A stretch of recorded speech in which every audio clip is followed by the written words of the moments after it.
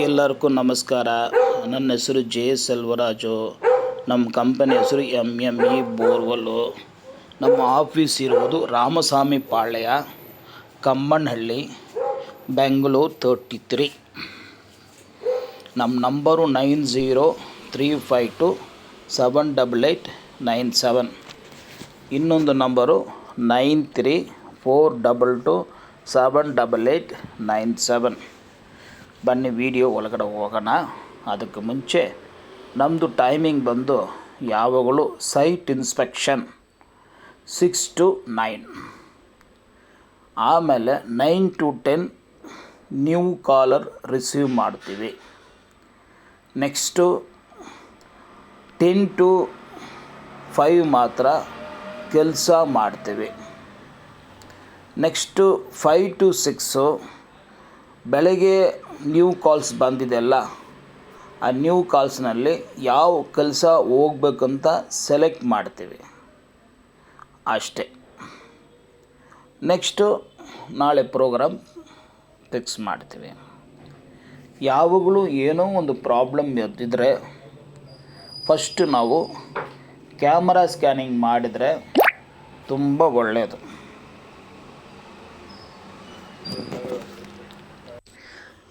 Camera scanning ಎಲ್ಲ camera scanning ಲೆಕ್ಕ ಬರಲ್ಲ. ಸ್ವಲ್ಪ ಅವ್ರಿಗೆ ವಿಷಯ ಗೊತ್ತಿರಬೇಕು. ಸರ್ ನಾನು ಬಿಟ್ಟಿದ್ದೀವಿ ಅಂತ 5 ಮಿನಿಟ್ಸ್ನಲ್ಲೇ ಇದು ತೋರಿಸ್ಬಿಟ್ಟು ಡೆಡ್ ಎಂಡ್ ತೋರಿಸ್ಬಿಟ್ಟು ಹೋಗಿದ್ರು ಸರಿ ಇಲ್ಲ, ಸರಿನಾ? ಕ್ಯಾಮರಾ ಸ್ಕ್ಯಾನಿಂಗ್ ಅವರಿಗೆ ವಿಷಯ ಗೊತ್ತಿದೆ, ಅವರೇ ಎಕ್ಸ್ಪ್ಲೇನ್ ಮಾಡಿಬಿಟ್ಟು ಹೇಳ್ಬೋದು.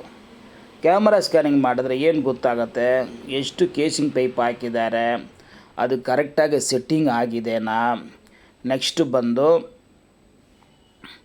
ವಾಟರು ಲೆವೆಲ್ ಎಲ್ಲಿದೆ, ಎಂಟಿ ಸೋರ್ಸ್ಗಳು ಎಲ್ಲಿದೆ, ಬೋಲ್ಡಸ್ ಎಲ್ಲಿದೆ, ಬೋರ್ ಕ್ಲೋಸ್ ಆಗುತ್ತಾ, ಇಷ್ಟು ವಿಷಯಗಳು ಗೊತ್ತಿರಬೇಕು. ಮೋಟ್ರ್ ಎರೆಕ್ಷನ್ ಮಾಡಬಹುದಾ ಬೇಡನಾ ಅದನ್ನು ತಿಳ್ಕೊಬೋದು, ಸರಿನಾ? ಈಗ ನಾವು ಡ್ರಿಲ್ಲಿಂಗ್ ಮಾಡೋ ಟೈಮ್ನಲ್ಲಿ ನೀರೇ ಬಂದಿಲ್ಲ, ಬೇರೆ ಈರ ಮಾತ್ರನೇ ಬಂದಿದೆ. ಒಂದೊಂದು ವಿಡಿಯೋ ಒಂದೊಂದು ಥರ ಇರುತ್ತೆ. ಇದು ಒಂದು ಏನದು ಒಂದು ಬೋರ್ವೆಲ್ದು ಸಮಾಚಾರ ಅಂತ ಇಟ್ಕೊಳ್ಳಿ. ಒಂದು ಫಸ್ಟ್ ಬೋರ್ವೆಲ್ ಸಮಾಚಾರ ಏನಂದರೆ, ಡ್ರಿಲ್ಲಿಂಗ್ ಟೈಮ್ನಲ್ಲಿ ನೀರೇ ಬಂದಿಲ್ಲ, ಬೇರೆ ಈರ ಮಾತ್ರ ಬಂದಿದೆ. ಲಾಸ್ಟಾಗಿ ಅವರು ಬೋರ್ವೆಲ್ ಕ್ಲೀನ್ ಮಾಡಿ ಬಿಟ್ಟಿದ್ದಾರೆ, ಸರಿನಾ? ಇದೇ ಪೊಸಿಷನ್. ಈಗ ನಾವು 3 days ಬಿಟ್ಟು ಕ್ಯಾಮರಾ ಬಿಟ್ಟಿದ್ರೆ ಏನಿರಬೇಕು, ವಾಟರ್ ಲೆವೆಲ್ ಇರಬೇಕು. ಎಷ್ಟು ಇರಬೇಕು, ಒಂದು 50 ಅಡಿ ಕೆಳಗಡೆಯಿಂದ ಇದ್ದರೆ ಬೋರ್ವೆಲ್ನಲ್ಲಿ ನೀರಿಲ್ಲ. ಏನೋ ಚೆನ್ನಾಗಿ ಅರ್ಥ ಮಾಡ್ಕೊಳ್ಳಿ. ಬೋರ್ ಡ್ರಿಲ್ಲಿಂಗ್ ಮಾಡೋ ಟೈಮ್ನಲ್ಲಿ ನೀರು ಬಂದಿಲ್ಲ, ಫ್ಲಶ್ ಮಾಡಿ ಬಿಟ್ಟಿದ್ದಾರೆ. 3 days ಬಿಟ್ಟು ನೀವು ಕ್ಯಾಮರಾ ಬಿಡ್ತೀರಾ, ಬಿಟ್ಟರೆ 50 ಅಡಿನೇ ನೀರು ಐತೆ ಎಂದು ಇಟ್ಕೊಳ್ಳಿ. ಗ್ಯಾಪ್ ಯಾವುದು ಇಲ್ಲ ಅಂದರೆ ಬೋರ್ನಲ್ಲಿ ನೀರು ಇಲ್ಲ ಅಂತ ಲೆಕ್ಕ. ಇದೇ ಜಾಗ 50 ಅಡಿನೇ ಲೆವೆಲ್ ಇರುತ್ತೆ, ಮೇಲೆಗಡೆಯಿಂದ 4 ಸೋರ್ಸ್ ಇರುತ್ತೆ. ಅದು 50 ಅಡಿ ಕೆಳಗಡೆ ಬಂದು ನೀರು ಆಚೆ ಕಡೆ ಹೋಗ್ತಾ ಇದೆ, ಬೇರೆ ಗ್ಯಾಪ್ಗೆ ಹೋಗ್ತಾ ಇದೆ. ಅದಕ್ಕೆ ಅವರು ಫರ್ದರ್ ಡ್ರಿಲ್ಲಿಂಗ್ ಮಾಡಿಲ್ಲ. ಅಂಥ ಜಾಗ ಏನು ಮಾಡಬೇಕು, ಸ್ಪೆಷಲಿಸ್ಟ್ ಇದ್ದಾರೆ. ಬೋರ್ ಬಂದು ಒಳಗಡೆ ಅದು ಫಿಲ್ಡಪ್ ಮಾಡಿ ಲಾಕ್ ಮಾಡ್ಬೋದು, ಬಾಟಮ್ನಲ್ಲಿದ್ದರೆ. ಗೊತ್ತಾಯ್ತಾ? ನೆಕ್ಸ್ಟು ಅದೇ ವಾಟರ್ ಲೆವೆಲು ಒಂದು 200 feet ಇದೆ ಅಂದರೆ ಏನೋ ಸಮಥಿಂಗ್ ಐತೆ, ನೀರು ಸ್ವಲ್ಪ ಐತೆ ಅಂತ ಲೆಕ್ಕ. ಗೊತ್ತಾಯ್ತಾ? 500 feet ವಾಟರ್ ಲೆವೆಲ್ ಇದ್ದರೆ ನಾವು ಧೈರ್ಯವಾಗಿ ಮೋಟರ್ ಬಿಡಬಹುದು. ಗೊತ್ತಾಯ್ತಾ? 500 ಇದ್ದರೆ ಎಷ್ಟಿದ್ರೂ ಪರವಾಗಿಲ್ಲ. ಈಗ ಬೋರ್ವೆಲ್ 1500 ಮಾಡಿದ್ರೆ 1000 ಫೀಟಿಗೆ ನೀರು ಐತೆ, 500 ಫೀಟ್ ಬಂದು ಇದು ಐತೆ. ನೀರು ಐತೆ ಅಂದರೆ ನೀವು ಮೋಟ್ರ್ ಬಿಡ್ಬೋದು. ಸರಿನಾ? ಡ್ರಿಲ್ಲಿಂಗ್ ಟೈಮ್ನಲ್ಲಿ ನೀರು ಬಂದಿಲ್ಲ, ಈಗ ಕ್ಯಾಮರಾ ಬಿಟ್ಟರೆ ಮೇಲೆಗಡೆಯಿಂದ 200 ಫೀಟಿಗೆ ನೀರು ಐತ್ರೆ ಕಣ್ಣು ಮುಚ್ಕೊಂಡ್ಬಿಟ್ಟು ಮೋಟ್ರ್ ಹಾಕ್ಕೊಬೋದು. ಯಾವಾಗಲೂ ಫಿಲ್ಟ್ರ್ ಪೈಪ್ ಹೋಗಬೇಡ. ಫಿಲ್ಟ್ರ್ ಪೈಪು 90% ಬಿಲ್ ಮಾಡೋಕ್ಕೆ ಹಾಕ್ತಾರೆ. ಸರಿನಾ? ಸೇಫ್ಟಿನೇ ಇಲ್ಲ ಅಂತ ಇಲ್ಲ, ಅಷ್ಟು ಸೇಫ್ಟಿ ಇಲ್ಲ. ಸರಿನಾ? ಒಳ್ಳೆಯವರಾಗ ಇರಬೇಕು, ತುಂಬ ಒಳ್ಳೆಯವರಾಗ ಇರೋಕ್ಕೆ ಚಾನ್ಸ್ ಇಲ್ಲ ಅಂತ ಹೇಳ್ತಾರಲ್ಲ ಫಿಲಿಮ್ನಲ್ಲಿ, ಅದೇ ಥರ ಫಿಲ್ಟರ್ ಪೈಪು ಯೂಸ್ ಆಗುತ್ತೆ, ಇಲ್ಲ ಅಂತ ಇಲ್ಲ. ಅದು ಏನಂದರೆ, ಈಗ 1000 ಫೀಟ್ ಬೋರ್ವೆಲ್ಲು 300 ಫೀಟ್ನಲ್ಲಿ ಲೂಸ್ ಬಂದಿದೆ. ಸರಿನಾ? ಸ್ವಲ್ಪ ಬಂದಿದೆ. ನೆಕ್ಸ್ಟು 500 ಫೀಟ್ನಲ್ಲಿ ನೀರು ಬಂದಿದೆ. ಆಮೇಲೆ 900 ಫೀಟ್ನು ಮಾತ್ರ ಡ್ರಿಲ್ ಮಾಡಿಬಿಟ್ಟು 900 ಫೀಟ್ಗೂ ಫಿಲ್ಟರ್ ಪೈಪ್ ಹಾಕೋದು ಸರಿ ಇಲ್ಲ. ಇದು 300 ಬಂದಿದೆ ಅಲ್ಲ ಪ್ರಾಬ್ಲಮ್ಮು. ಸೊ 350 ಮಾತ್ರ ಫಿಲ್ಟರ್ ಪೈಪ್ ಹಾಕ್ಬಿಟ್ಟು ಮಾಡ್ಬೋದು.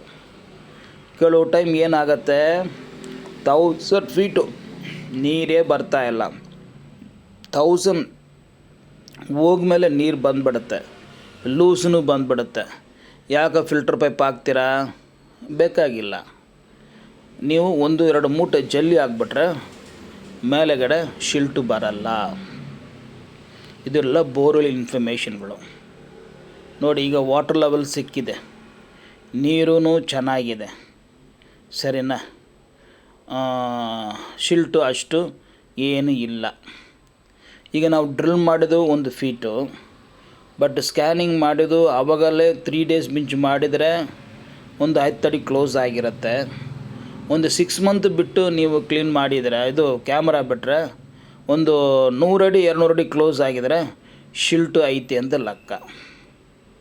ಸೊ ಆವಾಗ ನಾವು ಏನು ಮಾಡಬೇಕು, 100 ಅಡಿ ಗ್ಯಾಪ್ ಬಿಟ್ಟು ಮೋಟ್ರ್ ಬಿಡೋದು ಒಳ್ಳೆಯದು. ಈಗ ಫಸ್ಟ್ ಟೈಮ್ ಹಾಕಿದ್ರು ಅದೇ ಡೆಪ್ತು, 6 ತಿಂಗಳು ಬಿಟ್ಟು ಮಾಡಿದ್ರು ಅದೇ ಡೆಪ್ತು. ಅವಾಗ ಏನು ಮಾಡ್ಬೋದು, 50 ಫೀಟ್ ಗ್ಯಾಪ್ ಬಿಟ್ಟರು ಮೋಟ್ರ್ ಬಿಡ್ಬೋದು, ಏನು ತೊಂದರೆ ಇಲ್ಲ. ಅರ್ಥ ಆಯ್ತಾ? ಅದೇ ಥರ ಬೋರ್ವೆಲ್ಲು ರೀಡ್ರಿಲ್ ಮಾಡಬೇಕು. ಏನೋ ಬೋರ್ವೆಲ್ ರೀಡ್ರಿಲ್ ಮಾಡಬೇಕು ಅಂದರೆ ಎಲ್ಲ ಬೋರ್ಗಳು ರೀಡ್ರಿಲ್ ಮಾಡೋಕ್ಕೆ ಆಗಲ್ಲ. First point, borewell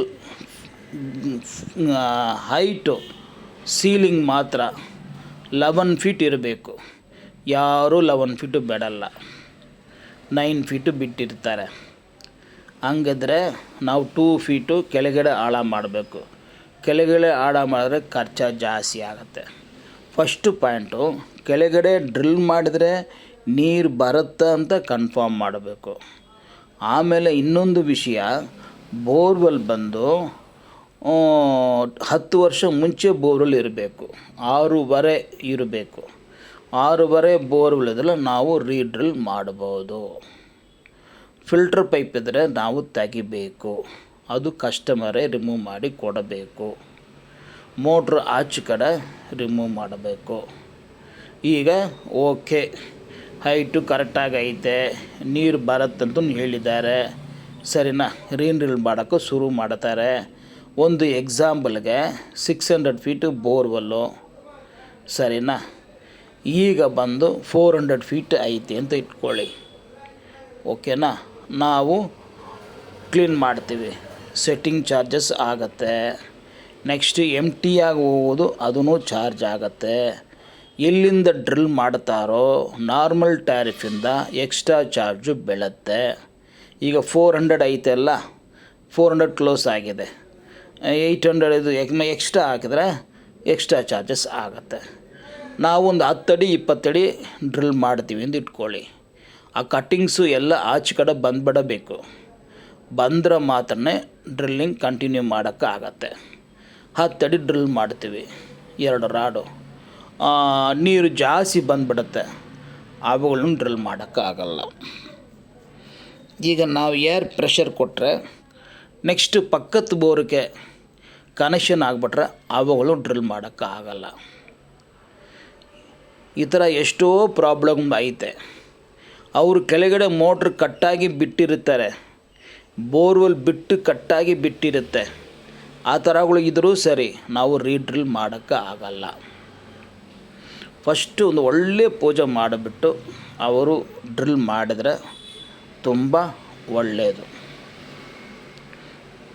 site inspection ಮಾಡಬೇಕು. ಸೈಟ್ ಇನ್ಸ್ಪೆಕ್ಷನ್ ಮಾಡಿದರೆ ಗಾಡಿ ಸೆಟ್ ಆಗುತ್ತಾ ಇಲ್ಲನಾ ಅಂತ ಹೇಳಬಹುದು. ಸರಿನಾ? ನಾವು ಕ್ಲಿಯರಾಗಿ ಕಸ್ಟಮರ್ ಹೇಳಬೇಕು. ಕರೆಂಟ್ ವೈರ್ ಯಾವ ಕಡೆ ಬರ್ತಾ ಇದೆ, ಪೈಪ್ ಲೈನ್ ಎಲ್ಲಿ ಹೋಗ್ತಾ ಇದೆ ಅಂತ ಕ್ಲಿಯರ್ ಆ್ಯಂಡ್ ಡೀಟೇಲ್ಸ್ ಕೊಟ್ಟರೆ ಮಾತ್ರ ಒಳ್ಳೆಯದು. ನಾರ್ಮಲಾಗಿ ಕೆಳಗಡೆ ಆಳ ಮಾಡೋದು, ಮೇಲೆಗಡೆ ಹೋಲ್ ಮಾಡೋದು ಆ ಥರ ಅಲ್ಲೆಲ್ಲ ಇದ್ರೆ ಮಾಡೋಕ್ಕೆ ಹೋಗ್ಬೇಡ.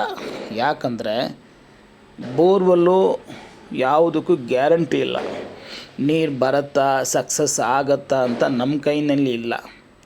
ಅವರವ್ರ ಹಣೆ ಬರ ಹೆಂಗಿದೇನೋ ಆ ಥರನೇ.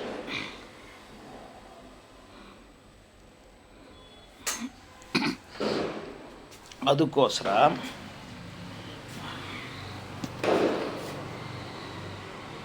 ಸೈಟ್ ಇನ್ಸ್ಪೆಕ್ಷನ್ಗೆ ನಾವು ಅಲೌ ಮಾಡಬೇಕು. ನಾರ್ಮಲ್ಲಾಗಿ ನೀವು ಬೇರೆ ಆಫೀಸ್ ಹೋಗಿದರೆ ಏನು ಸರ್ ರೀಡ್ರಿಲ್ ಮಾಡ್ಬೋದು, ಮಾಡಲ್ಲ ಸರ್, ಯಾಕಂತ ಪಾರ್ಟಿ ಹೇಳಿದಾರಲ್ಲ ಮಾಡಿಬಿಡೋಣ ಸರ್ ಅಂತ. ಏನು ಆಗೋದಂತ ಮುಂಚೆ ಇದೆಲ್ಲ ಹೇಳಲ್ಲ. ಬರ್ತಾರೆ, ಗಾಡಿ ಸೆಟ್ ಮಾಡ್ತಾರೆ, ಆಮೇಲೆ ಬಂದ ಮೇಲೆ ಹಣ ತಗೊಂಡ ಮೇಲೆ ಆಗಲ್ಲ ಅಂತ ಹೇಳ್ತಾರೆ. ನಾವು ಹಂಗಿಲ್ಲ, ನಮ್ಮ ಹತ್ರ ಯಾವ ಮಿಸ್ಗೈಡಿಂಗ್ ಇಲ್ಲ, ಮುಂಚೆನೇ ಹೇಳಿಬಿಡ್ತೀವಿ. ಇದಕ್ಕೆಲ್ಲ ನನ್ನ ಹತ್ರ ಚಾರ್ಜಸ್ ಸ್ವಲ್ಪ ಜಾಸ್ತಿ ಥರ ಕಾಣಿಸುತ್ತೆ, ನೀವು ಕೊಟ್ರೂ ವರ್ತೇ ಆಗತ್ತೆ. ಸರಿನಾ? ನಿಮಗೆ ಮಿಸ್ಗೈಡ್ ಮಾಡಿ ಏನು ಬೇಕಂದ್ರೂ ತೊಗೊಳ್ಬೋದು, ಆ ಥರ ನಾವು ತೊಗೊಳಕ್ಕೂ ಹೋಗಲ್ಲ. ಸರಿನಾ? ನೀವು ಫಸ್ಟ್ ಟೈಮು ಈ ವಿಡಿಯೋ ನೋಡೋಕ್ಕಾದ್ರೆ ದಯವಿಟ್ಟು ಸಬ್ಸ್ಕ್ರೈಬ್ ಮಾಡಿ. ಇಲ್ಲ ಆಲ್ರೆಡಿ ಸಬ್ಸ್ಕ್ರೈಬ್ ಮಾಡಿಬಿಟ್ಟಿದ್ರೆ ಬೇರೆಯವ್ರಿಗೆ ಶೇರ್ ಮಾಡಿ. ಸರಿನಾ? ಇದು ಪಾಯಿಂಟ್ ಬಂದು ಕ್ಲಿಯರ್ ಐತೆ, ಏನೂ ತೊಂದರೆ ಇಲ್ಲ. ಶಿಲ್ಟೂ ಇಲ್ಲ, ಬೋಲ್ಡಸ್ನೂ ಇಲ್ಲ. ನಾರ್ಮಲಾಗಿ ಬೋರ್ವೆಲ್ ಹೆಂಗಿರುತ್ತಂದರೆ 6.5 ಇಂಚು ಇರುತ್ತೆ. ಕೆಳಗಡೆ ಹೋಗಿದ್ರೆ 2 ಅಡಿ ದೊಡ್ಡದಾಗಿ ಗ್ಯಾಪ್ ಬಂದಿರುತ್ತೆ. ಆಮೇಲೆ ಕೆಳಗಡೆ ತಿರ್ಗಿ 6 ಇಂಚು ಬಂದಿರುತ್ತೆ. ಹಂಗೆ ಇದ್ರೆ ಮೋಟ್ರ್ ಬಿಟ್ಟರೆ ಮೋಟ್ರ್ ಆಚೆ ಕಡೆ ಬರಲ್ಲ. ಬೋಲ್ಡಸ್ಗಳು ಇರುತ್ತೆ, ಅದೆಲ್ಲ ನೋಡಬೇಕು.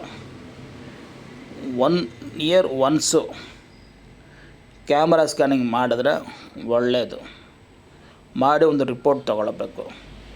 ಈ ವರ್ಷ ಬಂದು ಇಷ್ಟು ಫೀಟಲ್ಲಿ ನೀರಿತ್ತು, ನೆಕ್ಸ್ಟ್ ಇಯರ್ ಏನಾಗುತ್ತೆ, ಚೇಂಜಸ್ ಆಗಿದೆ, ಕಡಿಮೆ ಆಗಿದೆ, ಜಾಸ್ತಿ ಆಗಿದೆ, ಇಲ್ಲ ಫಸ್ಟ್ ಬಂದು ಕಡಿಮೆ ಇತ್ತು, ಈಗ ಇಂಪ್ರೂವ್ಮೆಂಟ್ ಐತೆ, ಇನ್ನೂ ಇಂಪ್ರೂವ್ಮೆಂಟ್ ಆಗಿದೆ ಅಂತ ಎಲ್ಲ ವಿಷಯಗಳು ಗೊತ್ತಾಗತ್ತೆ.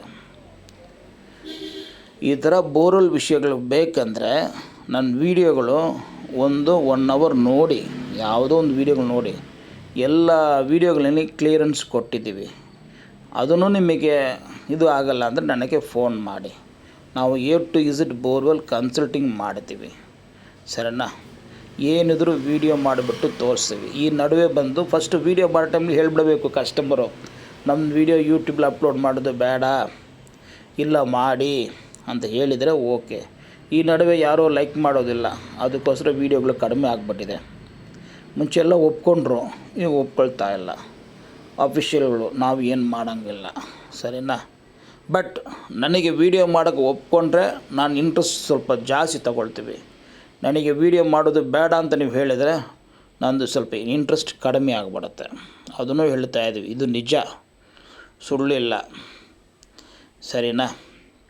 ನನ್ನ ಡಿಸೈನಿಂಗ್ ನಾನು ವಿಡಿಯೋ ಮಾಡ್ತೀನಿ. ನಿಮ್ಮ ಫೇಸ್ ಕಟ್ ಮಾಡಬೇಕಾ ಕಟ್ ಮಾಡ್ಬೋದು, ಏನು ತೊಂದರೆ ಇಲ್ಲ, ಅದರಲ್ಲಿ ಏನೇನು ತೊಂದರೆವೇ ಇಲ್ಲ. ಸರಿನಾ? ಓಕೆ, ಎಷ್ಟು ಪೇಷಂಟಾಗಿ ನೋಡಿದ್ರೆ ಇನ್ನೊಂದು ವೀಡಿಯೋನಲ್ಲಿ ಒಳ್ಳೆಯ ವಿಷಯದಲ್ಲಿ ನಾವು ಮೀಟ್ ಮಾಡೋಣ. ಅದು ಮಾತ್ರ ಸಬ್ಸ್ಕ್ರೈಬ್ ಮಾಡಿ. ಸಬ್ಸ್ಕ್ರೈಬ್ ಮಾಡಿಬಿಟ್ಟು ಯಾವಾಗಲೂ ಬಂದು ನೋಡ್ಬೋದು. ಇಲ್ಲ ನಿಮಗೆ ಇಂಪಾರ್ಟೆಂಟ್ ವೀಡಿಯೋ ಆದರೆ ಡೌನ್ಲೋಡ್ ಮಾಡ್ಕೊಳ್ಳಿ. ಏನು ತೊಂದರೆ ಇಲ್ಲ, ಅದೇ ಒಳ್ಳೆಯದು. ಓಕೆನಾ? ನಾವು ಇನ್ನೊಂದು ಮೀಡಿಯಾನಲ್ಲಿ ಮೀಟ್ ಮಾಡೋಣ. Okay, all is well, all is well. Om Brahmadeva ಪಚ್ಚು, ಓಂ ಬ್ರಹ್ಮದೇವ ಪಚ್ಚು, ಓಂ ಬ್ರಹ್ಮದೇವ ಪಚ್ಚು, ಓಂ ಗಣಪತಿಯೇ ಪಚ್ಚಿ, ಗಣಪತಿಯೇ ಪಚ್ಚಿ, ಗಣಪತಿಯೇ ಪಚ್ಚಿ.